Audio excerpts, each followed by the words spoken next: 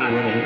और जब भगवान अवतार लेने के लिए आगे बढ़े तो सभी तिथियां कतार में खड़ी हो गईं, क्योंकि हर तिथि धन्य होना चाहती है भगवान से जुड़कर।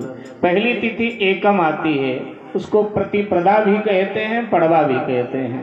तो एकम तिथि ने भगवान से कहा कि प्रभु आप एक हो, ब्रह्म एको आस्ति द्वितीयो नास्ति, तो आप आज अवतार लो। भगवान ने कहा कतार लंबी है, थोड़ा आगे भी बातचीत कर लेता हूँ। भगवान आगे बढ़े तो द्वितीया थी। द्वितीया ने कहा हम तो बहुत महिमावान तिथि हैं, द्वितीया को लोग चंद्र दर्शन करते हैं, आप आज अवतार लो। भगवान और आगे बढ़े तो तृतीया मिली, उसने कहा मैं वैशाख की आखा तीज हूँ, हमारी तो कितनी महिमा है, तो आप आज अवतार लो। तो भगवान और आगे बढ़े तो चतुर्थी मिली, उसने कहा मैं गणेश चौथ हूँ, गणेश जी ने चौथ को अवतार लिया था, सो आप आज अवतार लो।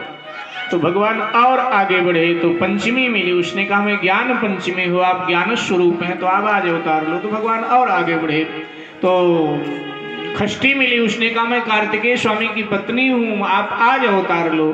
तो भगवान और आगे बढ़े तो सप्तमी मिली, उसने कहा मैं शीतला सप्तमी हूँ, जगदम्बा ने शीतला अवतार आज लिया था, तो आप आज अवतार लो। भगवान और आगे बढ़े तो अष्टमी मिली, उसने कहा मैं नवरात्रि की दुर्गा अष्टमी हूँ, महिषासुर का मान मर्दन करने के लिए भगवती दुर्गा ने आज ही अवतार लिया था। आज की कितनी महिमा है, लोग कन्या पूजन करते हैं, ब्राह्मणों को जिमाते हैं, दुर्गा सप्तशती का पाठ कराते हैं, यज्ञ हवन करवाते हैं, तो आप आज अवतार लो। तो भगवान ने कहा कहीं न कहीं तुम लोगों में अहंकार है, और अहंकारी से मेरी बनती नहीं, तो किससे बनती है? भगवान ने कहा निर्मल मन जन सो मोहि पावा, और मोहे कपट छल छिद्र न भावा। जिसका हृदय निर्मल है मेरी उससे बनती। भगवान आगे बढ़े, नवमी खड़ी थी। अब नवमी तिथि की उन दिनों गणना अच्छे तिथियों में नहीं होती थी, रिक्तदा तिथि मानी जाती थी, क्योंकि किसी देवी देवता से इसका संबंध था ही नहीं। नवमी के पास गए तो नवमी सर झुका के रो रही थी। नवमी से कहा तू कौन है? तो नवमी ने कहा सरकार आप ही ने निर्माण किया, आप ही भूल गए मैं कौन हूँ। इन लोगों में अपने अपने गुण थे, सो इन्होंने बताए मैं फला हूँ, मैं फला हूँ। प्रभु मुझ में तो कोई गुण ही नहीं है, मैं क्या बताऊँ आपसे, मैं क्या चाहो तो स्वीकार कर लो, चाहो तो ठुकरा दो। भगवान को नवमी बड़ी प्रिय लगी, क्योंकि नवमी में विनम्रता है, विनम्र भगवान को प्रिय लगता है, दीन भगवान को प्रिय लगता है। जे दीन प्यारे वेद पुकारे। दीन पर लोग दया करते हैं, लेकिन भगवान दीन पर दया नहीं करते, दीन से प्रेम करते हैं। कहते हैं दया करने में तो दया करने वाला बड़ा हो जाता है, दया लेने वाला छोटा हो जाता है।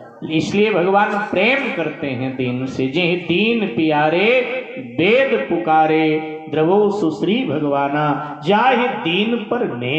भगवान दीन से प्रेम करते हैं। भगवान ने कहा मैं तो नवमी तिथि को आऊंगा, और जैसे भगवान ने घोषणा कर दिया नवमी तिथि को अवतार लूंगा, बस उसी समय 3 प्रकार का पवन बहने लगा, शीतल मंद सुगंध 3 प्रकार का पवन बहने लगा। तुलसीदास जी ने पवन देवता से पूछा बहुत प्रसन्न हो रहे हो, क्या बात है? पवन देवता ने कहा अयोध्या में भगवान का अवतार होने जा रहा है। बोले अवतार अयोध्या में होगा, प्रसन्नता तुम्हें क्यों हो रही है? बोले जिनका अवतार होने जा रहा है उनकी सेवा में मेरा बेटा हनुमान जाएगा, और हनुमान के साथ साथ मेरा भी दुनिया में नाम अमर हो जाएगा, इसलिए मुझे प्रसन्नता हो रही है। पर्वत अपने कंदराओं से, पहाड़ अपने कंदराओं से मणि मुक्ताओं को बाहर फेंकने लगे। तुलसी जी ने कहा ये कीमती वस्तुएं बाहर फेंक क्यों रहे हो? बोले न्यौछावर कर रहे हैं। काहे का न्यौछावर? बोले भगवान का अवतार होने जा रहा है। बोले अवतार अयोध्या के राजमहल में होगा, न्यौछावर पहाड़ों पर क्यों हो रहा है? पहाड़ों ने कहा भले ही उनका अवतार अयोध्या के राजमहल में हो रहा हो, लेकिन जब वनवास लीला के लिए प्रभु निकलेंगे तो 14 वर्ष तक पहाड़ों पर ही नंगे पांव घूमेंगे, तो उनके चरण का स्पर्श पाकर हम लोग भी धन्य धन्य हो जाएंगे, इसलिए हम न्यौछावर कर रहे हैं। हमें बड़ी प्रसन्नता है कि भगवान आने वाले। मेरे भाई बिना ऋतु के ही वृक्ष फल गए फूल गए। ऋतु वाले तो फले फूले ही, जिनकी ऋतुएं नहीं थी वो भी वृक्ष फल फूल गए। तो तुलसीदास जी ने वृक्षों से वनस्पतियों से पूछा, क्या बात है, तुम्हें क्या प्रसन्नता हुई, बिना ऋतु के ही फल फूल गए? तो वृक्षों ने वनस्पतियों ने कहा, भगवान आ रहे हैं अयोध्या में। बोले आ रहे हैं अयोध्या में, खुशी यहाँ जंगल में, क्या मामला है? तो वृक्षों ने कहा, जब भगवान को वनवास होगा तो 14 वर्षों तक वृक्षों की छाया में निवास करेंगे, हमें सेवा का अवसर मिलेगा, हम भी धन्य धन्य हो जाएंगे भगवान से जुड़कर, इसीलिए हमको प्रसन्नता हो रही है, हमें लग रहा है भगवान हमारे लिए ही आ रहे हैं। ध्यान दीजिए, पर्वतों को लगता है मेरे लिए आ रहे हैं, पवन देवता को लगता है मेरे लिए आ रहे हैं, और वृक्षों वनस्पतियों को लग रहा है भगवान मेरे लिए आ रहे हैं। सरजू में बाढ़ आ गई सर, एकदम सरजू में, सरजू की लहरें एकदम ऊपर नीचे, जैसे सागर में नहीं ज्वार भाटा आता, ऐसे ऊंची ऊंची लहरें, तरंगे उठने लगी। तुलसीदास जी ने सरजू मैया से पूछा, मैया इतना पानी कहाँ आ गया? देखो, सावन भादों में नदियों में पानी आए तो कोई आश्चर्य नहीं होता है, सावन भादों में तो छोटी छोटी नदियां भी उफान पर होती हैं, लेकिन चैत के महीने में जब बड़ी बड़ी नदियां सूख जाती हैं तब सरजू में तरंगे उठ रही। पूछा, मैया इतना पानी कहाँ से आ गया? सरजू जी ने कहा तुलसीदास जी से, बाबा पानी नहीं है तो मेरे खुशी के आनंद के आंसू हैं। काहे का आनंद, काहे की आज खुशी हो रही है आपको? सरजू मैया ने कहा कि देखो, अयोध्या में भगवान अवतार ले रहे हैं, राजमहलों में भी प्रकट होने वाले हैं, उनका दर्शन जी भर के करूंगी, इस बात की खुशी है, और वही खुशी आंसू बन बन करके बाहर आ रही है। क्योंकि बहुत ज्यादा खुशी भी व्यक्ति हो तो रो पड़ता है, व्यक्ति को बहुत ज्यादा खुशी में, बहुत ज्यादा आनंद में व्यक्ति की आंखों से प्रेमाश्रु बहने लगते हैं। हजारों तरह के होते हैं आंसू, अगर दिल में गम है तो रोते हैं आंसू, लेकिन कई बार खुशी में भी दामन भिगोते हैं आंसू, नहीं जान सकता उन्हें ये जमाना, क्योंकि हजारों तरह के होते हैं आंसू। तो मेरे भाई बहन, सरजू जी कह रहे हैं कि जी भर के भगवान का दर्शन करूंगी। तुलसीदास जी ने कहा, आपकी ससुराल तो क्षीर सागर में है, और क्षीर सागर में भगवान शेष सैया पर सोते रहते हैं, तो फिर वहां आपने भगवान का दर्शन नहीं किया क्या? सरजू जी ने कहा, किया, लेकिन दर्शन का आनंद नहीं आया। क्यों? तो सरजू मैया ने कहा, आप तो ठहरे महात्मा, आपको क्या पता गृहस्थियों के लिए क्या क्या नियम होता है बाबा? अरे हम गृहस्थियों के लिए कुछ नियम होता है। बोले क्या नियम होता है? सरजू मैया ने कहा, क्षीर सागर मेरी ससुराल है, और ससुराल में बहू रानी को घूंघट में रहना पड़ता है, तो हमने वहां भगवान का दर्शन किया तो, लेकिन घूंघट में से किया, और घूंघट में से दर्शन किया, लेकिन दर्शन का आनंद ढंग से मिल नहीं पाया। लेकिन आज मेरे मायके में भगवान आ रहे हैं, अयोध्या मेरा मायका है, आज मेरे मायके में भगवान आ रहे हैं, तो घूंघट खोल करके जी भर के भगवान का दर्शन करूंगी, क्योंकि मायके में बहन बेटियों को घूंघट करना नहीं पड़ता है, तो घूंघट हटा करके जी भर के भगवान का दर्शन करूंगी, क्योंकि अभी हमने जी भर के देखा नहीं, आज जी भर के ठाकुर जी का दर्शन करूंगी, ये हमें खुशी हो रही है। साकेत रामायण के रचयिता मैथिली शरण गुप्त जी को अगर आप सबने पढ़ा होगा, जरूर पढ़ा होगा, अब नहीं पढ़ा होगा, लेकिन अध्ययन के समय जब आप अध्ययन कर रहे होंगे विद्यालय में, तो मैथिली शरण गुप्त जी को पढ़ा होगा। साकेत महाकाव्य उन्होंने लिखा है, तो साकेत महाकाव्य में मैथिली शरण जी ने एक और बड़ा सुंदर भाव दिया, सरजू में इतना जल कैसे आ गया? तो मैथिली शरण जी ने कहा, आज सागर ससुराल आया।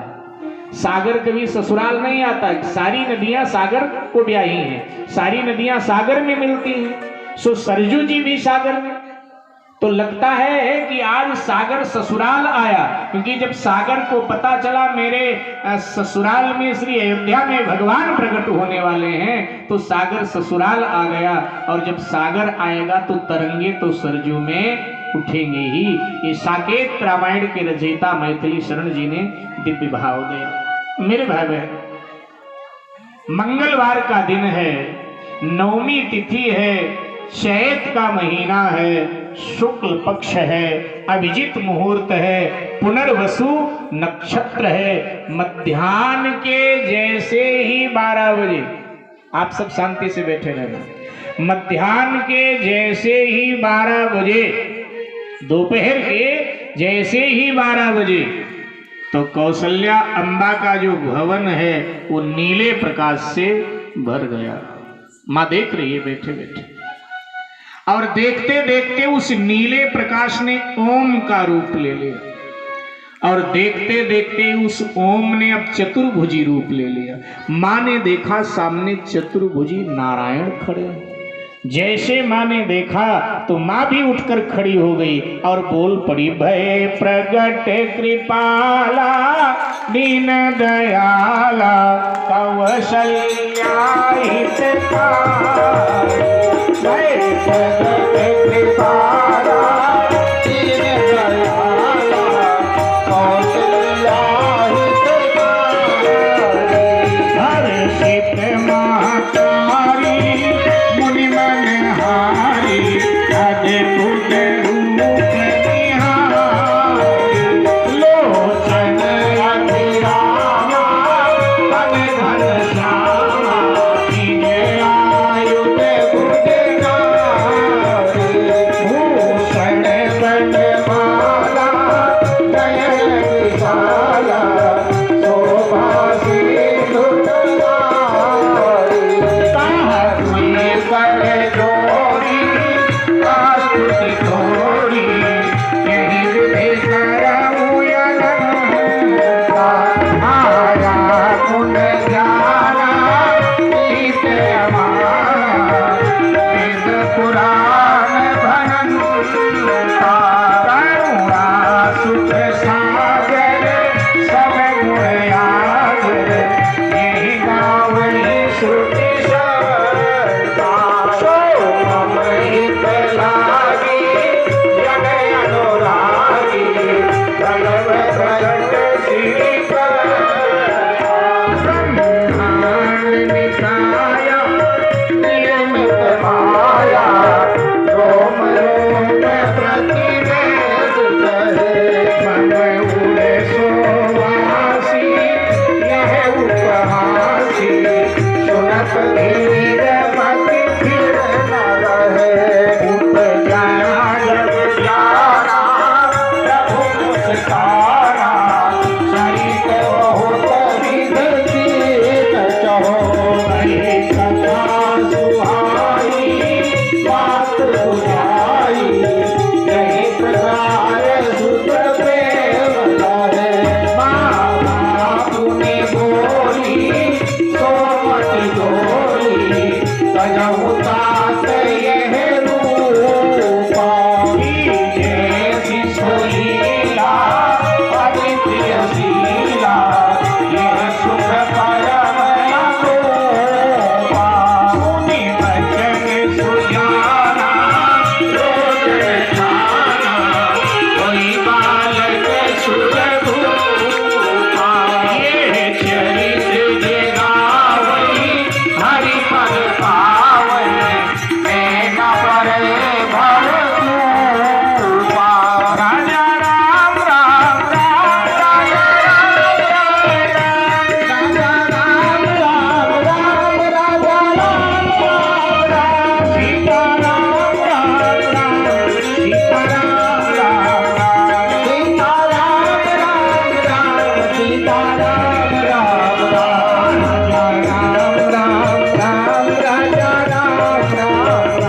राजा राम राम राम, राजा राम राम राम, राजा राम राम राम, सीता राम राम राम, सीता राम राम राम, सीता राम राम राम, सीता राम राम राम, सीता राम राम राम, सीता राम राम।